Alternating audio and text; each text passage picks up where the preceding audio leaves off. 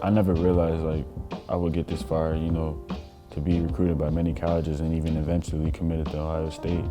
I always thought like, I would land at a college somewhere, but not as big as Ohio State. Like I had no idea that, I was gonna be playing the sport that I love at such a high level and get an education and a diploma that not too many black males have. Inspired by his parents and late cousin Eric, Ohio State commit Roddy Gayle spent his childhood in the books and in the gym. Growing up in Niagara Falls, what first started as a way to stay off the streets slowly flowed into him becoming one of the best basketball players in the country.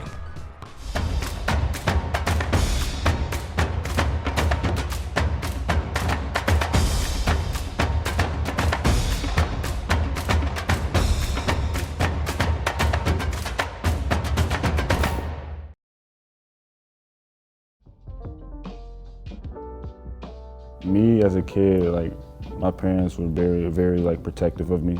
Never really left the house, never really left the block. Growing up, my mom and my dad preached like, you're a student first and an athlete second. Like I couldn't play basketball unless I got a 90 plus. Stat lines weren't really my thing growing up. Like I was always like a team player. When I got to like 7th, 8th, going up 9th, it was more one-on-one work. My dad was basically off of like makes. There was no shots. We weren't going to the gym to shoot 200 shots. We were going to the gym to make 200 shots. I'm very thankful that I chose basketball over like a kind of not trying to say an ordinary life, but being like around more instead of being in the weight room and the gym and stuff like that.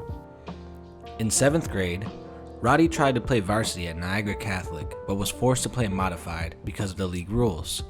He and his teammates Willie and Jalen would go 25-0 in league play, proving they were meant for more.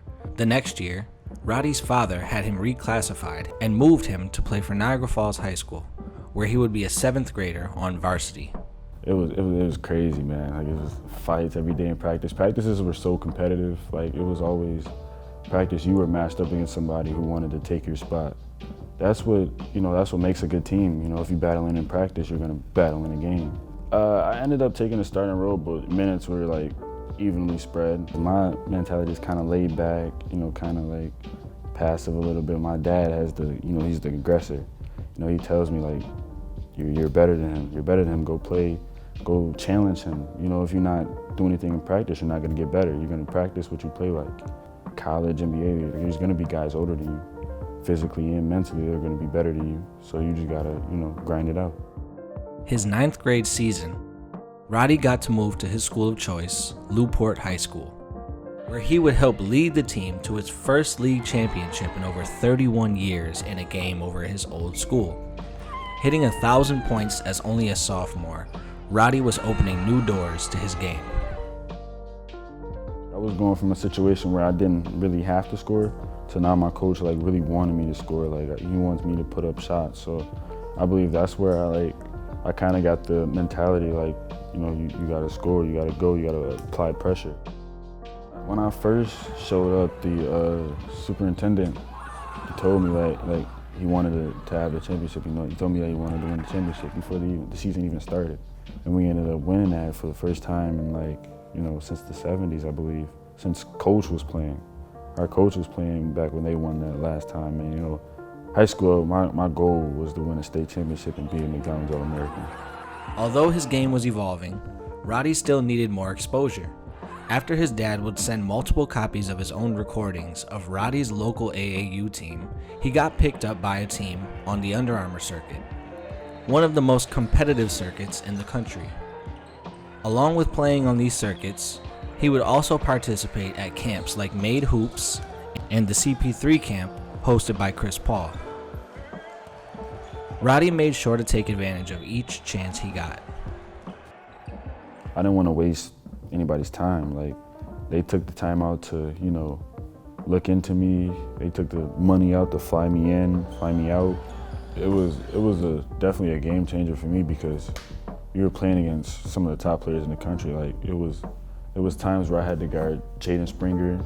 It was times where I had to guard like R.J. Hampton, Anthony Edwards, and then like our teams had to play them, and it was kind of an eye opener because you had to defend. You know, it was cameras everywhere, so I mean, like, you don't want to be on the mixtape. Trust me, you don't want to be on the mixtape. So, I mean, you had to perform.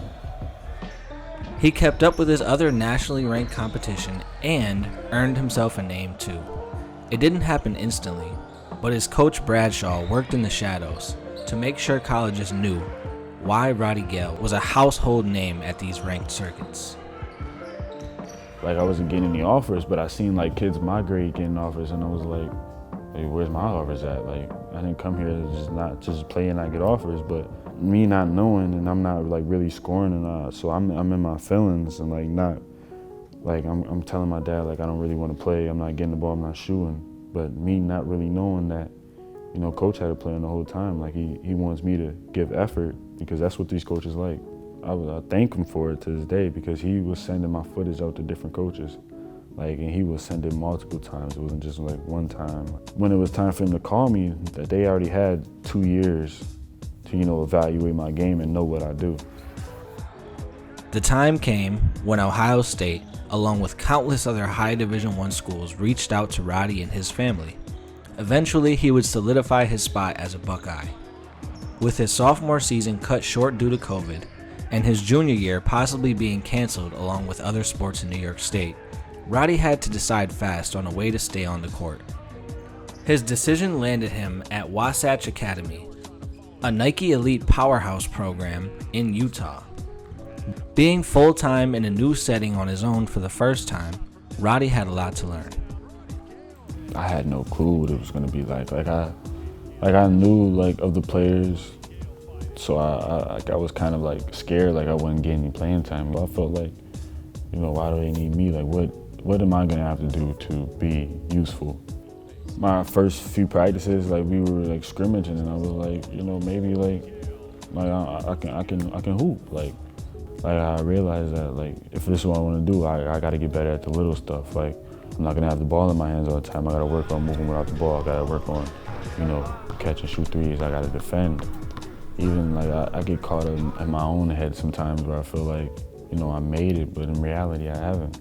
Like it's still a long way to go. Like this is still a process of me, you know, still got to get better, still got to, you know, do good things. Not even that, just in life, you know, just try to be a role model for the youth and stuff like that. Like I would always call my parents, FaceTime them all the time just to see their face and hear their voice. And they would always tell me like, you know, like this is the next step. Like if you want to be prepared for college, like you have to, this is gonna help you.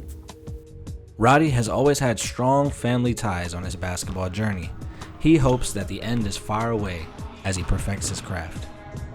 I appreciate how supportive they are. Like, there was times where, you know, I'm playing on the AAU circuit and we're playing all the way in Vegas, and my mom and her whole sisters, her family, just pop up out of nowhere. So I think like that's just a great feeling for me, you know, to have so many people support me. Basketball is my job. Like, I feel like, you know, at first it was kind of, you know, growing up it was fun for me. Then it got, you know, you're good now. This is your job. You know, you got to put in the hours. You got to go to work. So I feel like it's a job now. And then when I get to the NBA or pros and I'm starting to make money for it, that's when I started to have fun. And again, it's no fun right now. If you could tell a 10-year-old or 11-year-old Roddy anything, what would you tell him? I tell him to listen to your dad. Listen to your dad. He's not telling you anything wrong. Thank you for supporting Greenlight. Make sure you share and subscribe to keep everybody up to date on our local stars.